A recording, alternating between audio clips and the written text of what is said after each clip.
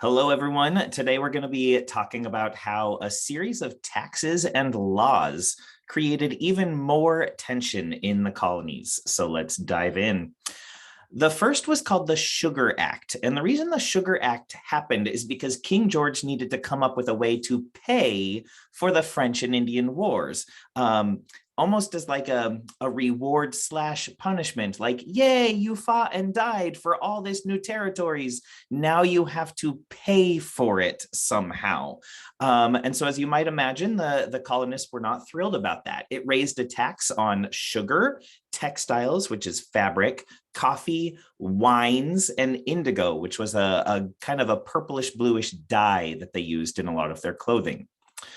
It also doubled the tax on foreign goods shipped to the colonies. So anything that came from outside of the colonies would now have a tax on it. And it also forbids the import of foreign rum and French wine. So alcohol had an additional tax on it too.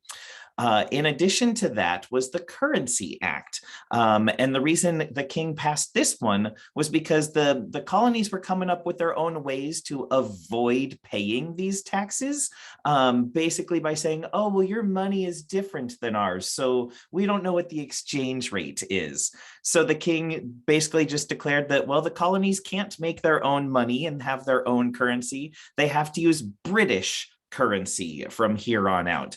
And this was actually a threat to the economies in both the North, which was more industrial, and the South, which was more agricultural or farming. Then came along the Stamp Act of 1765.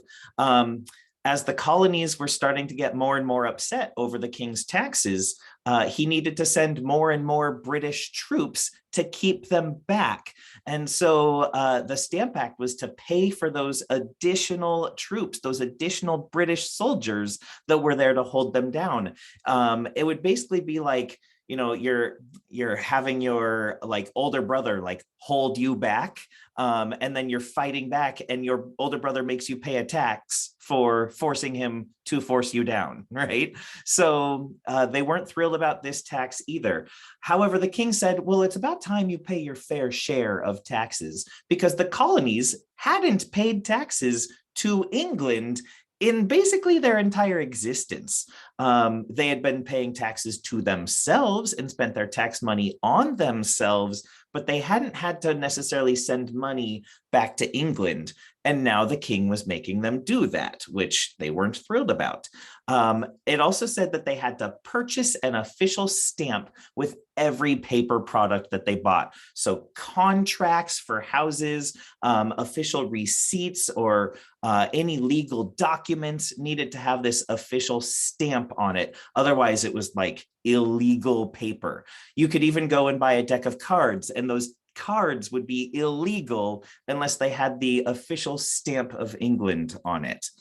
And so they started to protest. And there was a group of people called the Loyalists. The Loyalists were people who still were loyal to King George. They're the ones who said, we are British. This is who we belong to. We are English citizens. So we're still loyal to the king. But even they didn't like the stamp, so they boycotted it, or they just didn't buy it. They refused.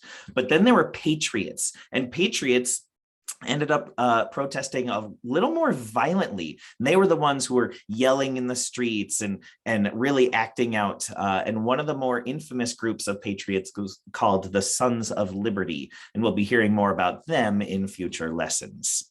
Oops. They also, their main cry was this idea of no taxation without representation. And what that means is that they were being taxed in the colonies, but there was nobody from the colonies representing them in England. There was nobody speaking up for them. So they were basically saying, if you're going to tax us, fine, but at least let us have an opinion about it.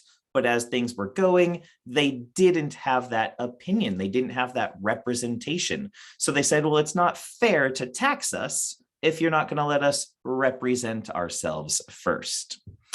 Then came along the Quartering Act. More and more soldiers were coming from England to keep on pushing the colonies down. And so the king declared that the colonists actually had to provide food and lodging for British soldiers so they could go knocking on your door and saying, I'm staying here tonight, feed me. And the colonists had to do that. The way it actually worked out in most cases was that each colony had to provide barracks or living quarters for the British soldiers at the expense of the colonists, instead of the expense of England back home.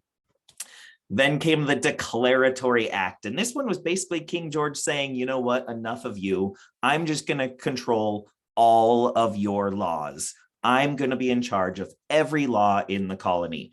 And as you might imagine, as the colonies used to be self-governed, they didn't like the idea that someone else across an ocean was now telling them what they had to do. And this act was actually passed on the same day that they repealed the Stamp Act. So in other words, it's like King George and Parliament back in England were listening. They said, oh, you don't like the Stamp Act? Okay, you don't have to have the Stamp Act anymore. Instead, we're just going to control all of your laws. And there's the Genie Jafar with phenomenal cosmic powers, right? Then came along the Townshend Acts, and this was a tax on imports from Britain. So everything that was coming from Great Britain would have an additional tax on it.